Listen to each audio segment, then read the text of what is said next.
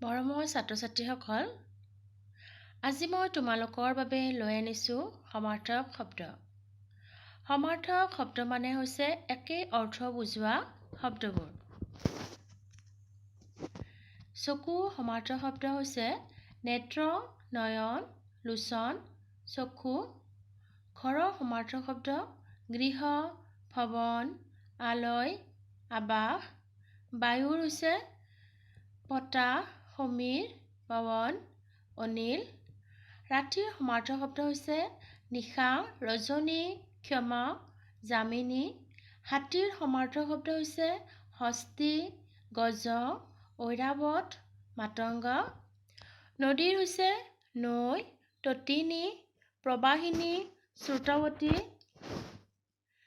চন্দ্ৰৰ সমাৰ্থক শব্দ হৈছে জোন, চন্দ্ৰমা, জোনবাই, শশী।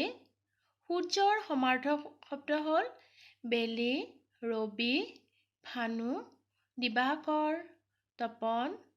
ঈশ্বৰৰ সমাৰ্থক শব্দবোৰ হৈছে ভগৱান, বিধাতা, প্ৰভু, পৰমেশ্বৰ।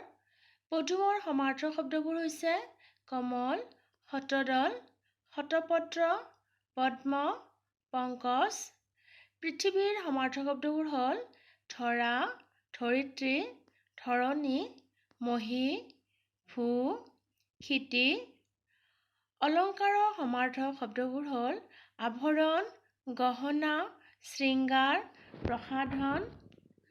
আলোকৰ সমাৰ্থক শব্দবোৰ হৈছে আভা, কৰ, কিৰণ, জ্যোতি, অংশু। কাপোৰৰ সমাৰ্থক শব্দবোৰ হৈছে অম্বৰ, সাজ, আচ্ছাদন, বসন বস্ত্ৰ। ধ্বজাৰ সমাৰ্থক শব্দবোৰ হৈছে পতাকা, নিচান, কেতন, জয়ন্তী। পানীৰ সমাৰ্থক শব্দ হ'ল নীৰ, বাৰী, সলিল, জল, অম্বু। বাদলৰ সমাৰ্থক শব্দবোৰ হ'ল বৃষ্টি, বৰ্ষা, বৰ্ষণ, ধাৰাসাৰ। সাগৰৰ সমাৰ্থক শব্দবোৰ হ'ল সমুদ্ৰ, জলনিধি, পাৰাবাৰ, অৰ্ণৱ।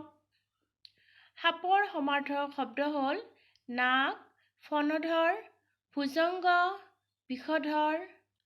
মৃত্যুৰ সমাৰ্থক শব্দবোৰ হৈছে মৰণ, তিৰোভাৱ, দেহান্ত, দেহাৱসান। অৰণ্যৰ সমাৰ্থক শব্দবোৰ হ'ল বন, বিপিন, কানন, উপবন, জংঘল। অন্তৰীক্ষৰ সমাৰ্থক শব্দবোৰ হ'ল অম্বৰ, আকাশ, গগন, শূন্য। আনন্দৰ সমাৰ্থক শব্দবোৰ হৈছে আমোদ, উল্লাস, পুলক, স্ফূৰ্তি। উন্মোচনৰ সমাৰ্থক শব্দবোৰ হৈছে প্ৰকাশ, উদ্ঘাটন, উন্মেষ, খোলা। অভিধানৰ সমাৰ্থক শব্দবোৰ হ'ল কোষ, শব্দকোষ, শব্দ সংকলন। ৰজাৰ সমাৰ্থক শব্দ হ'ল ৰাজন, নৃপতি, নৰপতি, ভূপতি।